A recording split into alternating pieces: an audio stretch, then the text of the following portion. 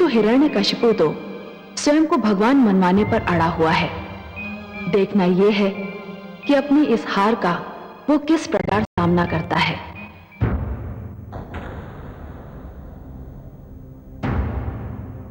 तू अभी भी जीवित है? हाँ पिताश्री, भगवान विष्णु की कृपा से मैं बच गया।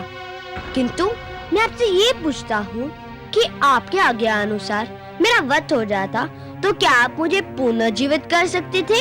बंद कर अपना प्रलाप। गुरुदेव कहाँ है? कहाँ है गुरुदेव? मैं यहाँ हूँ दैत्येंद्र। ये मैं क्या देख रहा हूँ गुरुदेव? षंड और अमर के निर्जीव स्वर, आपका पहली बार झुका हुआ सिर, और ये जीवित दुष्ट प्रहलाद, ये मैं क्या देख रहा हूं गुरुदेव? कहीं मैं स्वप्न तो नहीं देख रहा? नहीं वत्स हिरण्यकशिपु, ये सत्य है, अत्यंत कटु सत्य। मैंने कृत्या क्रिया द्वारा प्रहलाद का अंत करना चाहा था, परंतु राक्षसी कृत्या ने उल्टे मेरे दोनों पुत्रों षंड और अमर को मार डाला। किंतु ये दोनों तो जीवित हैं गुरुदेव, ये दोनों तो जीवित हैं। यही तो खेद और लज्जा का विषय है। मेरे दोनों पुत्रों का जीवन तुम्हारे विरोधी पुत्र प्रहलाद की दया का दान है। मेरी शक्ति तुम्हारे पुत्र की शक्ति के समक्ष हार गई। मैंने आज तक कभी हार नहीं मानी, किंतु आज मैं अपनी हार स्वीकार करता हूं। नहीं, नहीं गुरुदेव, नहीं।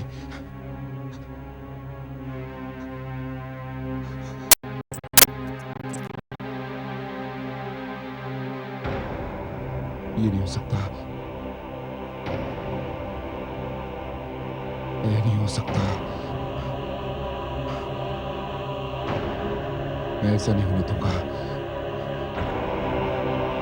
ऐसा कदापि नहीं होने दूंगा। तेरे विष्णु ने मेरे भाई को छीना, मेरी बहन को छीना, और अब मेरे गुरुदेव को छीन लिया तेरे विष्णु ने।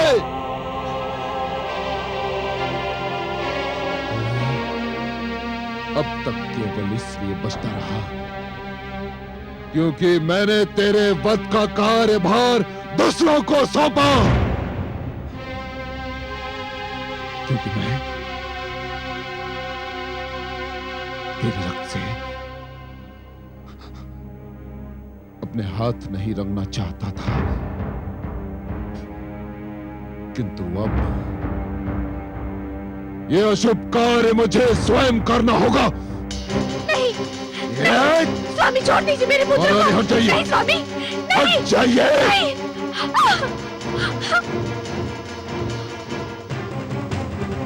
अब कोई नहीं आ सकता तेरे और मेरे बीच। अब ये संसार देखेगा कि एक पिता अपने पुत्र का वध कैसे करता है।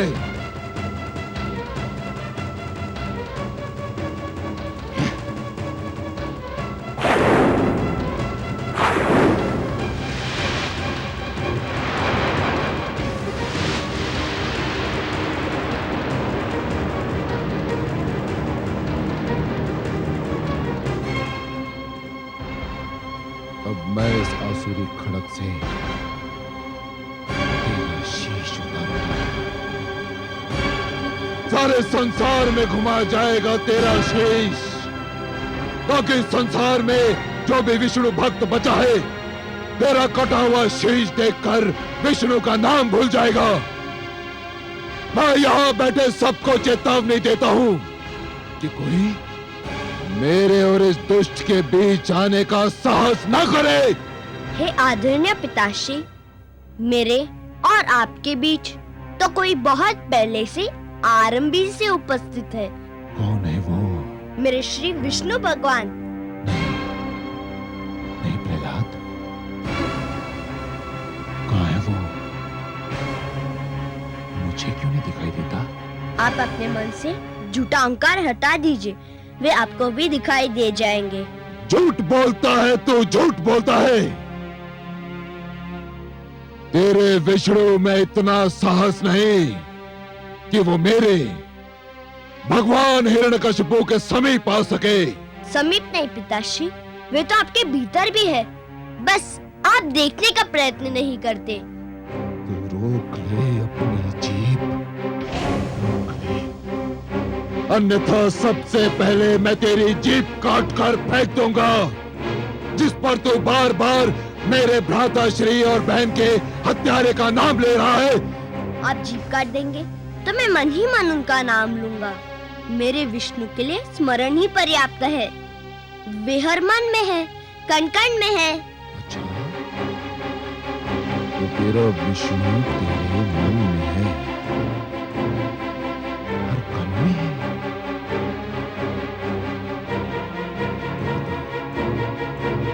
तेरा विष्णु स्लो स्तंभ में है। हाँ पिताश्री, मेरा विष्णु इस लोह स्तंभ में भी है। सैनिकों, इस लोह स्तंभ को अग्नि से तपाओ, इसे अंगारे की भांति लाल बनाओ।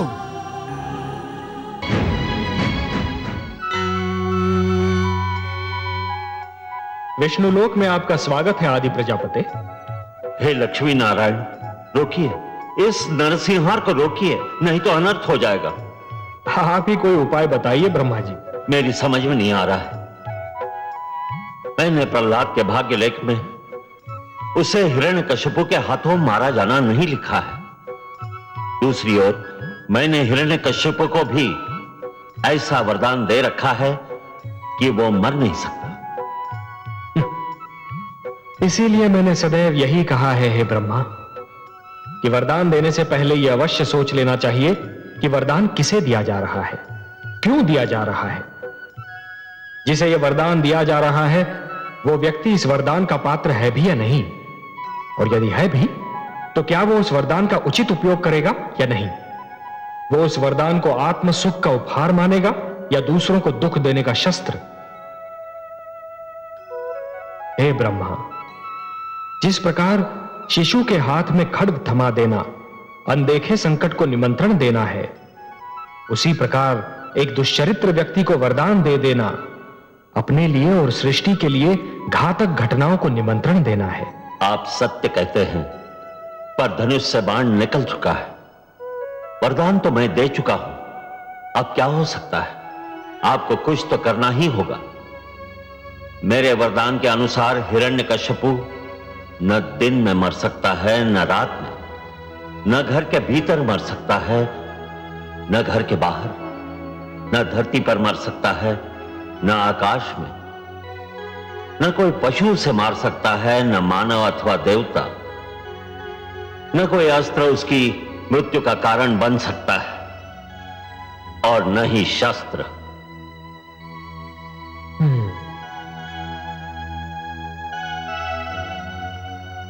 बहुत जटिल समस्या है ब्रह्मा जी। मुझे आपके वरदान का मान भी रखना है और पुत्र प्रहलाद की रक्षा भी करनी है। आप सत्य कह रहे हैं, मुझे कुछ तो करना ही होगा।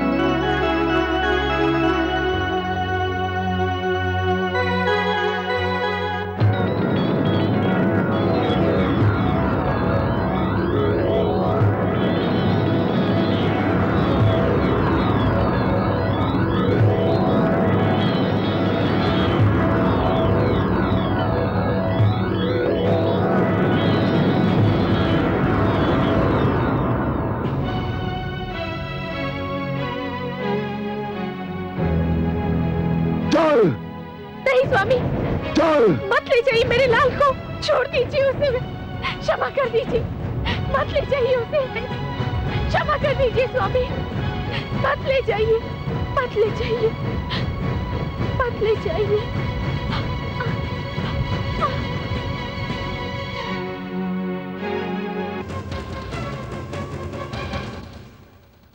हाँ पुत्र, क्या कहा था तुमने? इस लो स्तंभ में तेरा विष्णु है। यदि इस लो स्तंभ में तेरा विष्णु है तो जा गले लग इसके, जा।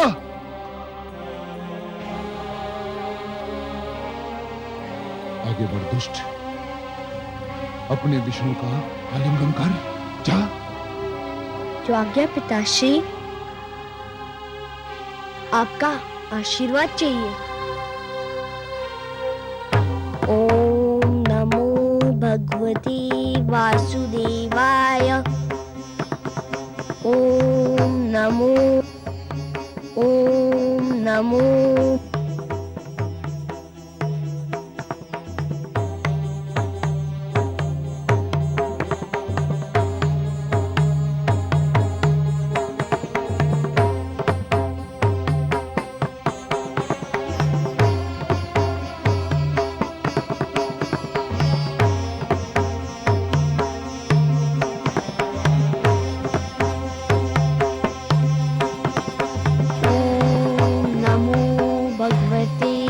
वासुदेवाय। ओम नमो भगवते वासुदेवाय। ओम नमो भगवते वासुदेवाय। ओम नमो भगवते वासुदेवाय।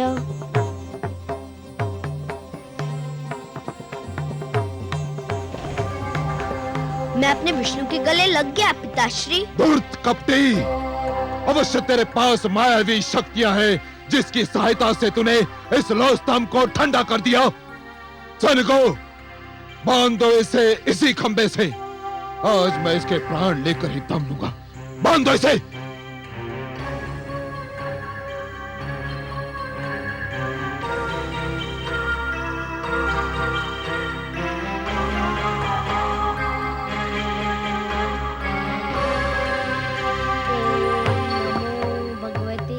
वासुदेवाय। ओम नमो भगवते वासुदेवाय। ओम नमो भगवते वासुदेवाय। ओम नमो भगवते वासुदेवाय।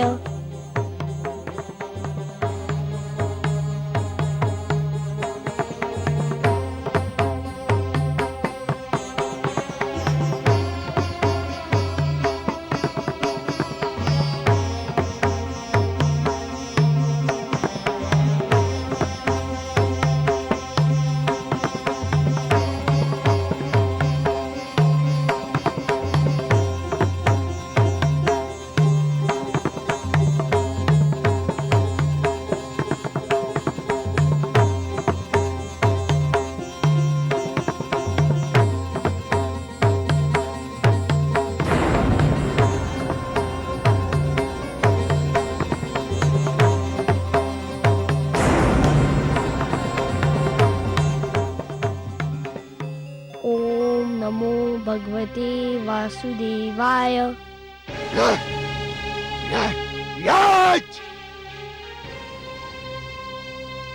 अब तुझे कोई नहीं बचा सकता, तेरा विष्णु भी नहीं। हाँ,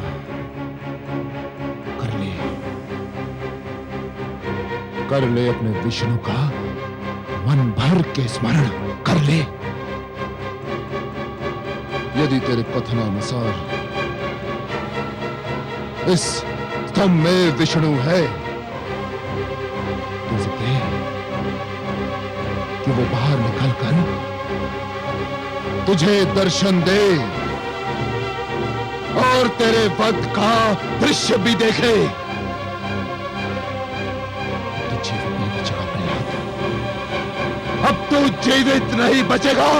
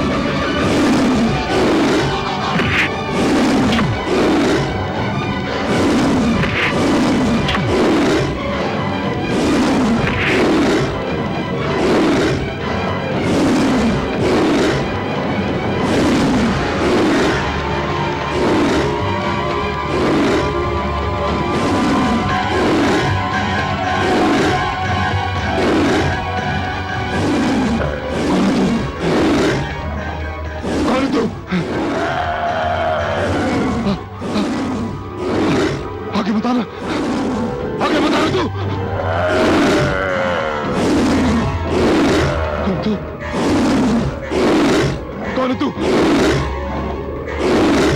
आगे बताना, आगे बताना तू।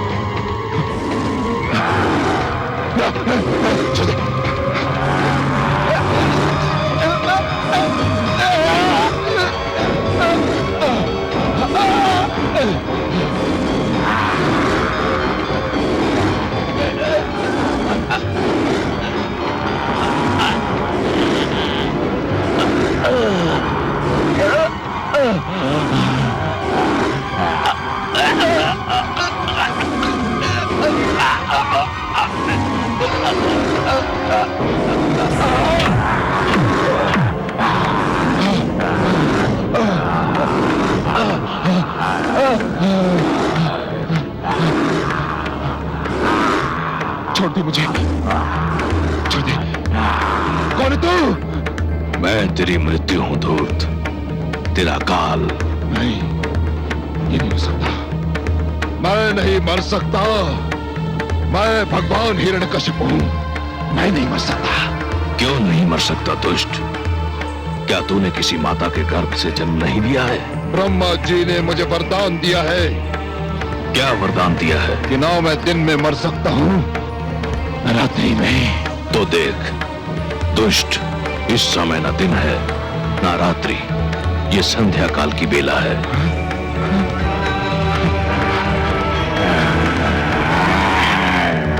ना मैं घर के भीतर मर सकता हूं, न घर के बाहर। तू न घर के भीतर है न घर के बाहर, तू इस समय चौखट पर है।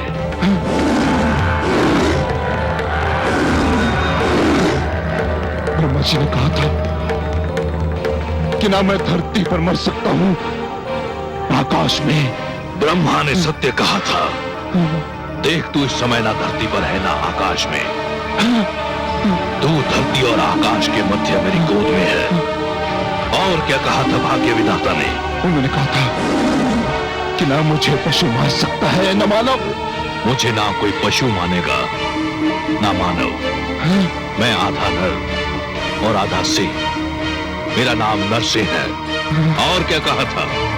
उन्होंने कहा था कि मेरी मृत्यु अशस्त्र संभव है, न अस्त्र से। मेरे हाथों में ना कोई अस्त्र है ना शस्त्र। मैं अपने नखों से तेरा उदर चीर कर तेरा वध करने जा रहा हूं। अरे बचाओ, अरे बचाओ, कोई। तेरा अंत निकट आ चुका है मूर्ख। तू बच जाता तो एक ऐसी परंपरा का जन्म होता जो समस्त सृष्टि के लिए अनर्थकारी सिद्ध होती। पिता जन्मदाता है, यदि वही अपने पुत्र का वध करने लग जाए तो सृष्टि का क्या होगा? बचाओ।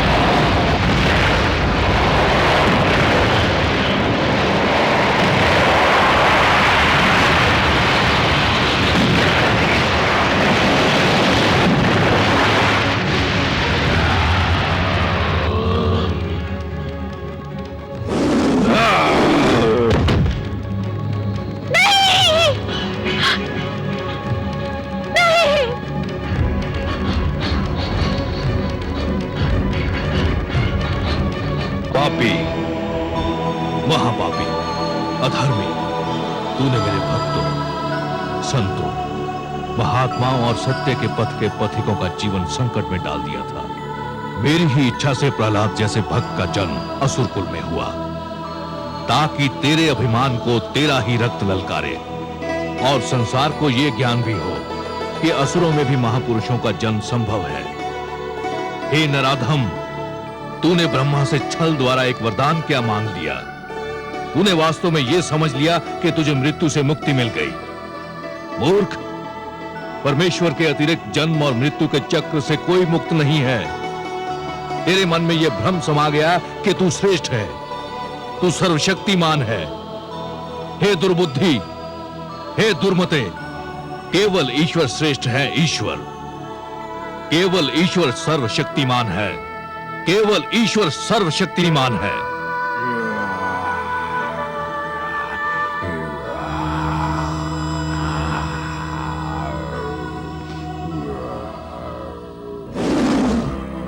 शांत हो जाइए हे विश्वेश्वर, शांत हो जाइए। नहीं, आज संसार को यह ज्ञात हो जाना चाहिए कि परमेश्वर की शक्ति को ललकारने वालों का क्या परिणाम होता है।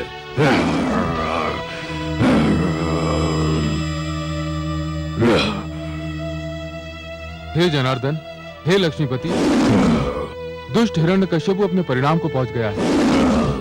अब अपना क्रोध रोक लीजिए। नहीं, अभिमानियों को यह ज्ञात हो जाना चाहिए कि उनका अभिमानी सिर किस प्रकार पैरों तले रौंदा जाता है।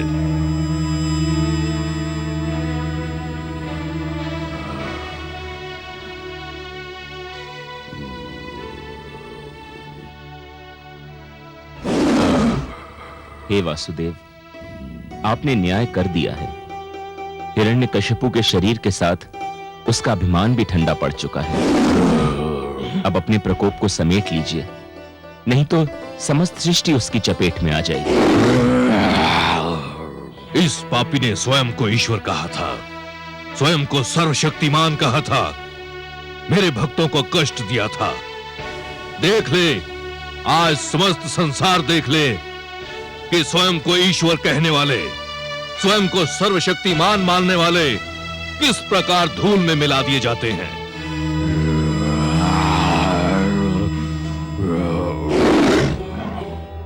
हे दया निधान, हे कृपा सागर, हे करुणा सिंधु, मैं जानती हूँ जब मानवता पे कोई संकट आता है, जब कोई आपके भक्तों को सताता है, तब आपके मन में क्रोध का ज्वार उमड़ता है।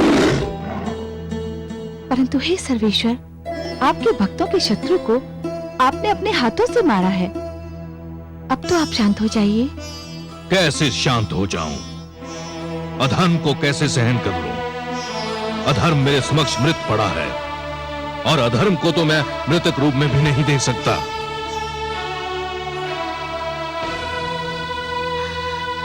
पुत्र,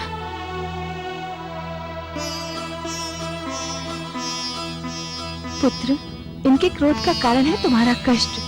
केवल तुम ही इनके क्रोध को शांत करा सकते हो।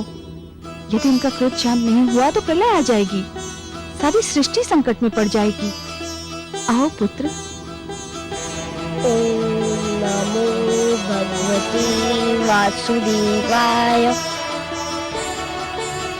हे मेरे वासुदेव, मेरे विष्णु, मेरे मन में जन्म ही से आपकी जो छवि बसी है वह बड़ी सुंदर, बड़ी कोमल, बड़ी मनमोहक है। मैंने हर पल उसी छवि को पूजा है। हे जगदीश्वर, मुझे आपके इस विकराल रूप से डर लग रहा है। मैं जानता हूँ आपके क्रोध का कारण है मुझे दी जाने वाली यातनाएं, मुझे पहुँचाया जाने वाला कष्ट। उन यातनाओं और कष्ट का आपकी कृपा से अंत हो चुका है। हे वासुदेव, विश्वास कीजिए, मैंने आपसे अपने भाई प्रहलाद और गुरुजन शंडर अमर के जीवन की भिक्षा अवश्य मांगी थी, परंतु पिताश्री के जीवन की भिक्षा कदापि नहीं मांगूंगा। वे आपके बैरी थे, आपने न्याय कर दिया। अब आप शांत हो जाइए और मुझे अपना वह मधुर रूप दिखा दीजिए जो मेरे मन में बसा हुआ है। हे वासुदेव, मेरी विनती सुन लीजिए, मेरी प्रार्थना स्वीकार कर लीजिए।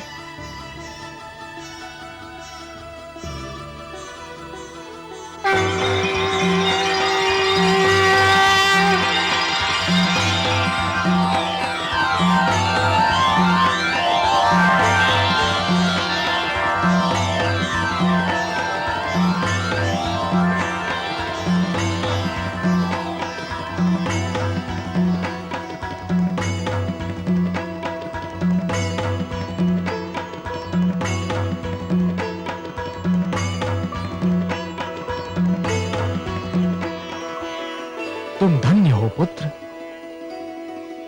तुम धन्य हो। तुमने असुरों के बीच भक्ति की सुगंध फैलाई। तुमने दानवता के अंधकार में सत्य का दीप जलाया। तुमने असभ्यता की इस कीचड़ में सभ्यता का कमल खिलाया। तुमने इतनी छोटी आयु में मेरी राह में इतने सारे कष्ट सहे, परंतु अपने धैर्य का साथ नहीं छोड़ा। तुमने सबको यह दिखा दिया कि एक गुरु कैसा हो, शिष्य कैसा हो, शिक्षा कैसी हो। मैं तुमसे अत्यंत प्रसन्न हूं पुत्र प्रहलाद, अत्यंत प्रसन्न हूं। तुम मेरे परम भक्तों में गिने जाओगे। जब तक ये समस्त संसार रहेगा, कोई भी तुम्हारा नाम कदापि नहीं भूल पाएगा।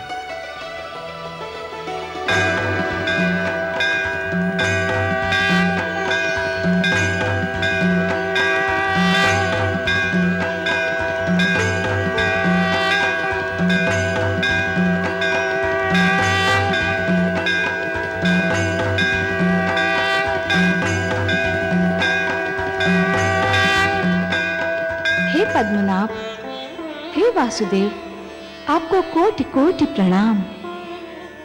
आपकी कृपा से पुनः एक बार सत्य की विजय हुई, पापी का अंत हुआ, पाप का नाश हुआ। मानवता की सबसे बड़े शत्रु हिरण्यकशिपु को आपके हाथों मोक्ष प्राप्त हुआ। महादेवी, मानव मेरी सबसे प्रिय रचना है। यह धरती तो मुझे स्वर्ग से भी अधिक सुंदर लगती है। इसलिए जब भी कोई पापी धरती की सुंदरता को नष्ट करने का प्रयास करता है, जब भी कोई नराधम मानव को या मानवता को रौंदने का प्रयास करता है, तो मैं नृसिंह बनकर उसका वक्ष स्थल फाड़ देता हूं। मैं वराह बनकर उसका उदर चीर देता हूं, या फिर मैं मत्स्य बनकर उन दुराचारियों को जल समाधि दे देता हूं। आपकी इस कृपा के लिए मानव और धरती के साथ साथ मैं भी आपकी आभारी हूं कमल नयन। जिस प्रकार आपने पुत्र प्रहलाद की रक्षा की, सारे संसार की माताओं की ओर से मैं आपको धन्यवाद देती हूँ।